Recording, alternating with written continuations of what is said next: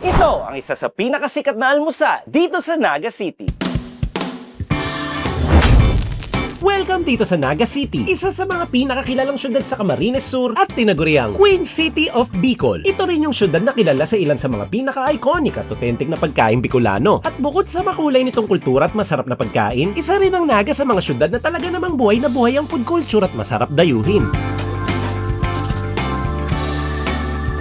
Kaya sa episode na to ay susubukan natin ang ilan sa mga kilalang pagkain dito sa Naga. Mula sa may init na sabaw na may karne ng baboy at baka. Ang kinalas, dito talaga yan sa Naga City. Tinatanggal, hinihimay, kinakalas yung sa ulo. Mga lutong may gata na may kasama pang konting sipa ng anghang. Ito yung laing na hindi ko natitikman sa atin. Nakuha na niya yung totoo niyang lasa. Pati na rin ang ilan sa mga lutong bahay na regional specialties ng buong Bicol region. Pag higup mo ng paksiw namin Naga, asim kilig ang mararamdaman. At para mas makilala pa natin ang ilan sa mga pagkaing Bicolano, sisimulan natin to sa isa sa pinakasikat na almusal na kung tawagin ay kinalas. Touchdown agad dito sa Naga City. Welcome dito sa Bicol mga kabs. And today, first in the morning, naghahanap tayo ng isang lokal na pagkain dito mismo sa Bicol para Bicol street food talaga. At sa likod ko ngayon ay isang kainan na sikat din dito dahil nagsiserve sila ng kinalas. Ano nga ba ang kinalas? Ngayon ko lang din nalaman at ngayon ko lang din to narinig. Alamin natin kung paano nga ba to niluluto, magkano ang presyo ng mga tinda dito, at nakita ko rin, meron din daw silang beef paksiw. First time kung marinig yun. Kaya tara, pasok tayo dito sa Didik's Kinalog. Alamin natin ang mga storya ng mga pagkain ng Bicol. Let's go. Okay, pagpasok mula dun sa labas, agad mo makikita dito ang kanilang menu. So meron din silang beef paksiw. Pero ito talaga ang isa sa mga dinayo natin. Kinalas na usong-uso daw dito sa Naga. So meron silang regular at iba't ibang presyo dyan. Tapos meron din namang iba-ibang klase ng ulam. Dito naman, merong mga turon o kung ano pa mang gusto nyong appetizer dyan. Dito kayo o-order mismo. Nandun yung mga menu. Tara, pasok tayo dun sa loob. Tapos alamin natin kung paano i-prepare ang mga ino-order dito. Hello po, good morning ma'am. Good morning, sir. Ano po yung bestseller o ino-order nyo dito? Yung kinalas, yung may pansit mami. Bakit nga po pala siya tinawag na kinalas? Yung kinalas, part ng ulo, tapos yung iba laman. Literal siyang tinatanggal, hinihimay, kinakalas yung sa ulo. Meron din po bang timpla para dun sa karne? Pagkakalas namin yan, hindi pa tapos, inaadobo pa namin yan para masarap. Gaano po katagal pinakuluan yung sabaw? Mula 3 o'clock in the morning hanggang sa 7 o'clock evening. Mahigit 18 hours. Hanggang magsara kami, sige lang ang pakulo ng sabaw. Gatong po ang gamit, ano? Yung panggatong namin sa kinalas, kahoy, para masarap yung lasa. Mas mausok, mas masarap yung sabaw ng kinalas namin. Ano po ba talaga ang original na kinalas kapag sinabing kinalas sa Naga? Baka po ba o baboy? Kadalasan, pag sinabing kinalas, baboy ang karne. So iba rin po syempre ang sabaw dapat, ano? Nilalagyan namin ng sarsa, yun ang pampalasa sa kinalas. Iba yung sabaw ng baboy, iba yung sabaw ng baka. Iba rin yung sarsa ng baka at saka yung baboy. Magkahiwalay sila. Yung sa beef, medyo light po, ano? Tapos pag pork naman ang kinalas, medyo dark brown naman. Kapag sinabi pong kinalas, paano po yun? Nakikita ko po meron kayong noodles. Ilalagyan namin una yung pansit, bago yung sabaw, lalagyan na nung sarsa, tapos yung meat, kung pork or beef, lalagyan ng spring onions, garlic, tapos yung chicharon. 80 pesos ang ganito ka-jumbo na order ng kinalas na kumpleto Ricardo. Meron din po kayong paksiw na baka. Ano pong ibig sabihin nito? Nilaga ba siya? Pinaksiw sa maasim? Yung paksiw na baka, yung merong laman loob, merong laman. Nilalagyan namin ng suka sa kadahon ng lubas. Yun ang paksiw dito sa Bicol. Kaya pag higup mo ng paksiw namin Naga, asim kilig ang mararamdaman. Actually, dito lang po ako nakarinig ng paksiw na baka. Kakaiba siya. Gusto ko siyang matikman. Magkano nga po ulit ang ganitong order? 70, pero yung laman loob, 65. Dito naman banda ay merong mga nakasalang na maraming klase ng turo. Ito daw ay sabi ni nanay kanina ay okay na okay partner dun sa mga in-order nating sabaw doon. Katulad na lang ng kinalas at saka beef paksiw. Ganyan ang proseso. Kukuha, ilalagay. Tapos mamaya lahat ng mga nairolyo na dito ay isasalang lang din. Dito sa kawali na to na puno ng mantikang kumukulo para ma-deep fry siya. Saglit lang, okay na siya. Magiging ganito na siya. Tapos itong ganito ay o-orderin natin. Sasama na rin to sa lamesa. Kaya tara, kumain na tayo. beef kinalas, beef paksiw, pork version ng kinalas, at meron din tayong pa-partner na turon. Minsan tinatawag din daw siyang kinalog kasi kinalas siya na may luglog. Meron din siyang itlog, kaya siguro kinalog. Hindi natin sure kung ano talaga. Ganun nga ba talaga? Kinalog dahil may itlog or kinalog dahil sa luglog na pansit. Pero according naman yung kay nanay. Anyway, umiikot-ikot siya, so tatanggalin ko Kaya muna nga siya sa anyang tray. Ito yung Sige. pork version. Makikita niya meron siya chicharon. Meron namang pork na galing sa ulo ng baboy naman yun sa akin. Tapos ito yung pinaka-noodle. Tapos meron ka ng kasamang itlog dito. May gravy sauce siya. Sa akin naman etong beef, may mga laman din. Same lang din ang laman sa'yo. Ang difference lang naman is yung gravy galing sa baka. Okay. Tikman muna natin Tikman ko nga. yung sabaw. Yung sabaw na may kasama nung gravy. Cheers! Good Cheers. morning! Okay to Sarap!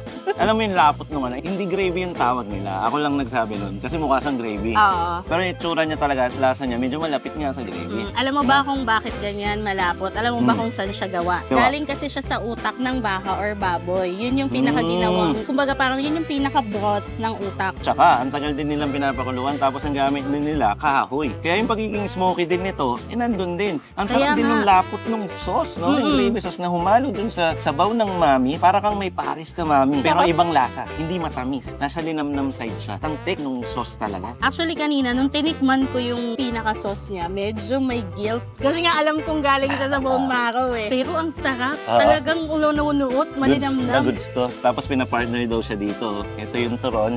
Usually talaga, Cabs, ang pinapartner talaga dyan, yung baduya. So, pwede din namang turon kasi something sweet and something savory. Perfect match. Ito, beef paksiw. Kadalasan, ang paksiw isda. O kaya naman, baboy, di ba? May lechong paksiw, mga ganon. Ito, beef. Ano ba ang lasa? Kapag sinabi mong paksiw, tapos baka. Ay, malambot.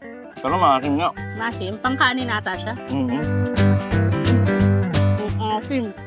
Hindi ko masabi kung ano yung pinampaasim niya, pero ang protein ng asim niya. Hindi siya suka. Kanina, nung tinitignan ko siya, naalala mo yung lauya sa CDO. Akala ko ganun yung yung atake, yung lasa, yung ano. Pero hindi eh. Mas lamang yung asim kesa dun sa burot. maasim to. Sa burot ng baka. Tanggal ang anggo, tanggal ang lansa. Nawawala yung tawag nga nila sa baka, anggo. Yun yung unang nawawala dito sa dish na to. Kasi pagkagat mo nung baka, siguro pinakuluan siya. Hindi Lambot tayo kasi sigurado eh.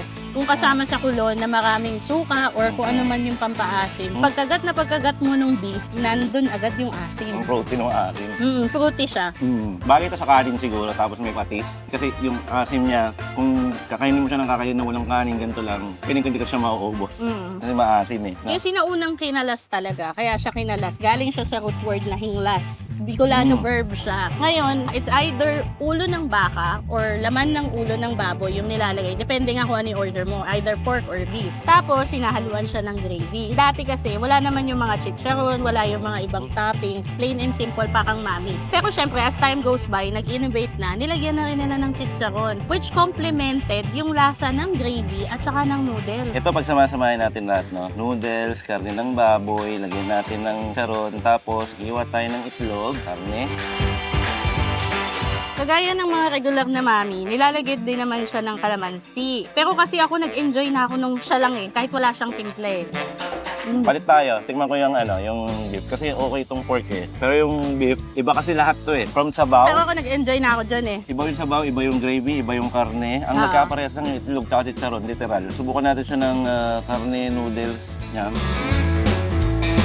Mas malasa to. Mas gusto ko yung pork. Ako mas gusto ko to. Kasi mas original ang pork eh.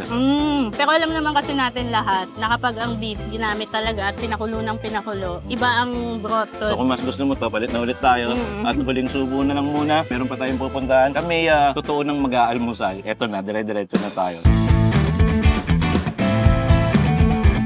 So para sa next stop natin, nandito naman tayo ngayon sa sentro ng Naga City. Dito pa rin yan sa Bicol dahil may pupuntahan tayo na kung tawagin ay Face the Wall para siyang food court na may iba't ibang karinderya. At syempre kapag sinabing karinderya, nandiyan ang mga lokal na pagkain at susubukan natin tikman ang mga local version nila ng mga dishes dito sa Naga City. Tara, umpisa na tayo. So mula doon kanina sa kung saan tayo galing, banda dito tatawid ka lang, meron ditong bangko, katabi niya lang yung pupuntahan natin, karinderya. So ito nga yung food court na pupuntahan natin, ang nakasulat San Francisco Food Court, pero tinatawag din nila tong Face the Wall. Tara, pasok tayo. Okay, mula dun sa labas, dito agad tayo napunta sa Mendoza Eatery dahil meron tayong nakita mga iba't ibang klase ng ulam dito. Parang merong lagpas 10 ulam dito. May mga sinigang, ganyan, bistek, Bicol Express, syempre, pati gulay, mga lutong gata, mga minuto at kung ano-ano pa. Hello sir, magkano po ang order nyo ng ulam dito? Sa ulam sir, 60 pesos sir. Tagulay, 35. Sir, ano po ba ang sigurado at bestseller talaga kapag sinabing karinderya sa Bicol? Bicol Express, syempre, ayan. Laing. Ito po ba pating o Pating po. stingray? So pag kinunot, meron din siyang gata at saka dahon ng malunggay, tama po ba? Meron din po ba siyang anghang? Kasi nakikita ko may mga ilang sili, ano? Order po ako nito, kinunot na pating, tapos Bicol Express, at saka po nitong laing. Tigi-tig isang order po, tapos 2 kanin lang. Pakita ko lang ulit ang lugar. Ito po siya. So pagpasok mo, maraming karinderya dito sa kaliwa, at sa kanan naman ay puro wall. Kaya siya tinawag na Face the Wall dahil literal, uupo ka dito nang nakaharap ka sa wall. At ang mga in-order natin is syempre mga lokal lang din na pagkain. Kaya tara, huwag na natin patagalin. Mag-start na tayong kumain. Let's go. Ginataang halian dahil lahat ng in-order natin dito sa Face the Wall, mga kaps, ay puro merong gata na ulam na local dish sa Naga. Ilang minuto mo pinag-isipan niyang ginatahang ngalian. Tatlong ulam, puro gata. Puro gata nga. Yun yung Tama napansin naman, ko. very witty. Pakilala mo, sige. Oh, meron tayo ditong Bicol Express, laing at kinunot na shark o Pating. Ayan, Pating, pating. ting, ting, By this time, malamang nakapanood na rin kayo kung paano lutuin yan. Katulad doon sa Cubses channel of Shameless Vlogging. Pero meron tayong pinagawa doon na baby shark. Baby shark na kinunot. Tikman na natin dahil puro gata ito. Laing ako. Bicol Express. Dala mo ng kanin. Cheers! Ulam lang.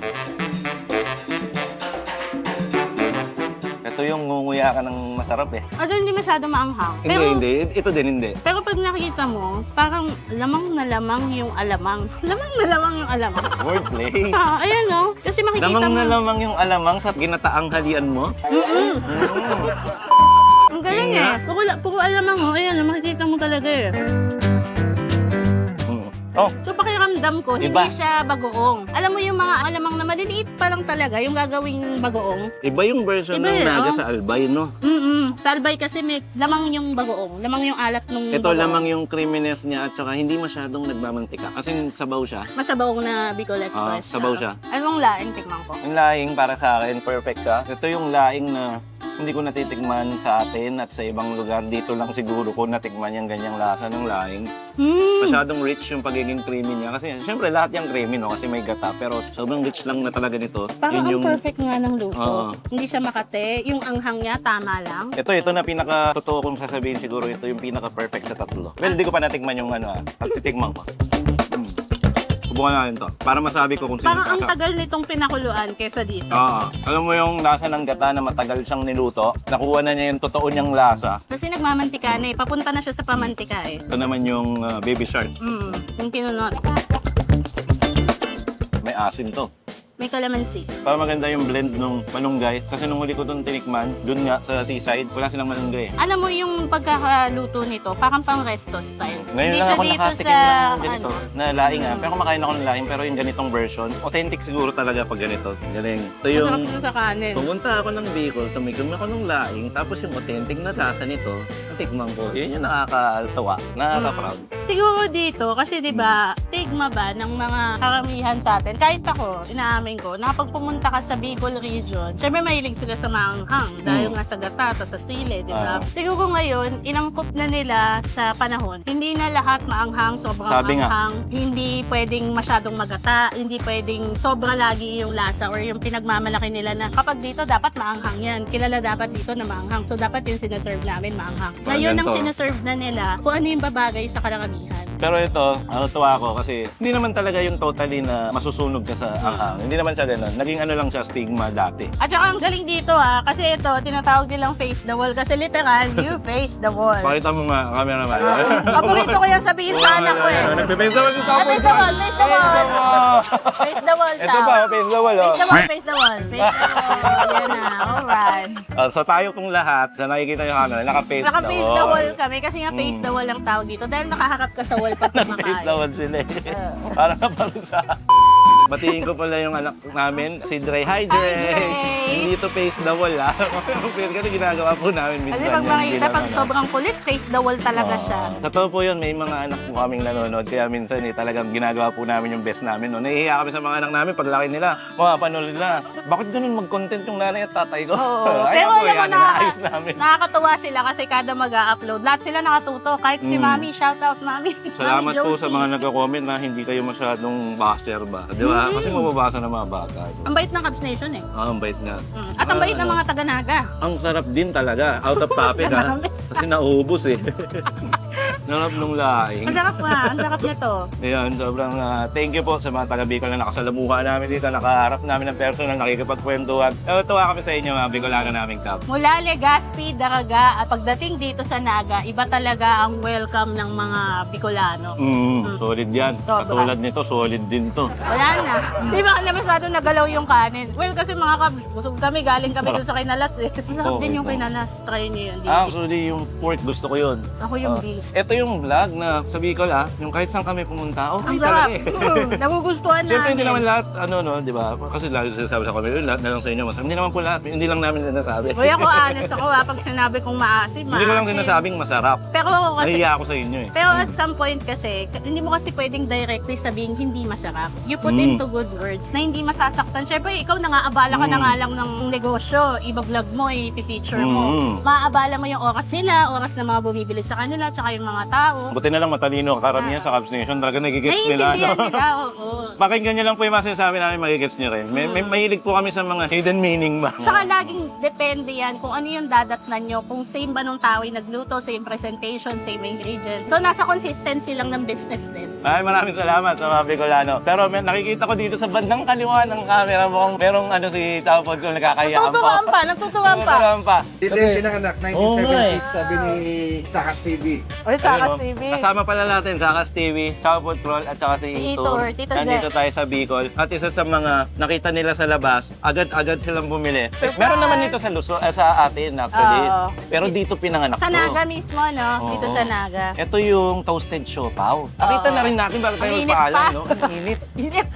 Init nun, no? Oh, tingnan mo. Mainit Ay, nga. wow, ang ganda ng texture. Oh, tingnan may kulay. Ang galing. Tapos pag binuksan mo yan, Ba't di ka nakakaramdam ng init? para siyang bola-bola. Tama? Parang. Cheers! Cheers! Sarap ng init niya.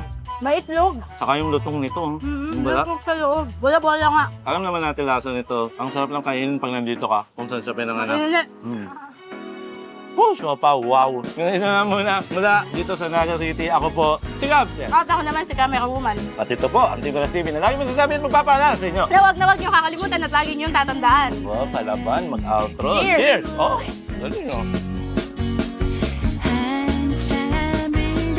Dito sa Naga ay talaga namang masiramon at manyaman. Jenny! Bye and peace out. Bye! Thank you, Alright. Thank you sa mga taga-Naga, sa mga taga-Legazpi, taga-Daraga, sa buong Bicol region. Thank you. Order pa tayo ng laing. Ay, yung laing specifically. Ano talaga, nagustuhan hindi talaga to namin. promotion, pero dito kami kumain, no? Dito, Yung Mendoza yung Eatery. Mendoza. Kasi iba-iba yan eh. Iba-ibang eatery yan eh. Hanggang doon sa dulo, baka iba rin ang tibla ng laing. Pero itong specific na laing sa video na to, galing doon sa Mendoza. Pero pwede nyo naman tikman lahat. Basta bukas silang lahat. Tikman nyo din sila. Thank you. Yung pagkain nila, yung tikman niya. Patakip mo na sa Zakas Brothers. Ay, kapal niya lang ang mga nagbigay ng siopaw sa atin. Thank you sa Shoppa. Time check mga Cubs, 6:39 PM pupunta tayo ng Bicol na napanood nyo kanina. Tingnan natin kung gaano katagal o anong oras kami makakarating doon sa Bicol. Dahil alam nyo naman, mahaba ang biyahe from Pampanga to Bicol at pasensya na kayo madilim kasi nga gabi kami nag-start magbiyahe para makarating kami siguro ng mga madaling araw or baka early morning na. So sasakay na ako at magkita-kita tayo sa susunod na stopover. So eksaktong 8 o'clock na tayo nakarating sa una nating stopover, Makati City po dahil susunduin natin yung mga kasama natin. Actually nandito na tayo. So para siyang 1.5 hour. Hello po.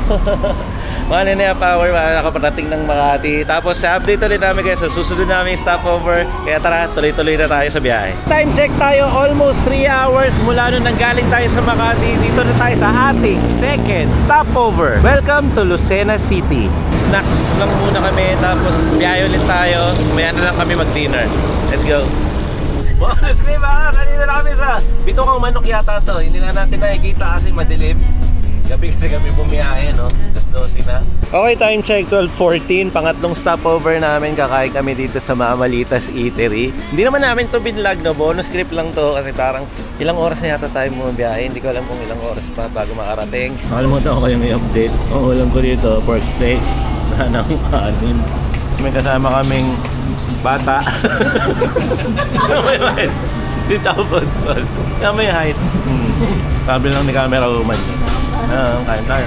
Time check mga kabs, 5:02 AM at nandito na tayo sa port ng Mercedes. Nandito na tayo sa Bicol Region mga kabs. At hindi ko alam kung ito yung una kong pinalabas pero binigyan ko lang kayo ng update tungkol sa aming biyahe. Inabot siya ng almost 12 hours. Salamat sa manonood ng bonus clip.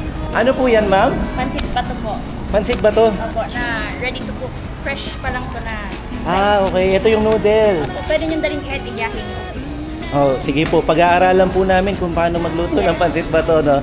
Total, nakita po namin kung paano pero hindi namin alam exactly yung secret. Pero at least gaya namin, thank you po mama, nagabala pa po kayo sa ganyan. For Sobrang everyone. thank you po. Kasi alam ko dito lang po ito available sa Bicol, no? Hindi nabibili sa labas.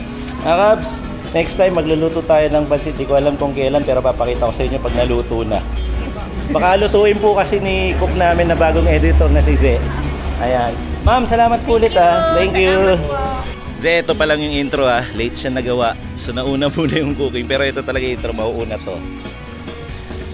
Touchdown agad dito sa Naga. Nandito pa rin tayo sa Bicol at welcome ulit dito sa Bicol episode ng Team Galas TV mga kabs. At kwento ko lang, nandito tayo ngayon sa sentro ng Naga City. Medyo familiar po ang style ng lugar dahil may hahalin tulad ko siya sa Binondo, sa may Divisoria, yung church doon sa labas, yung merong ganito, tapos tatawid ka, kasi may simbahan din doon, na para bang Ongpin Street yung nandoon. Parang ganun yung feels dito, tapos sa gitna merong mga park na ganito.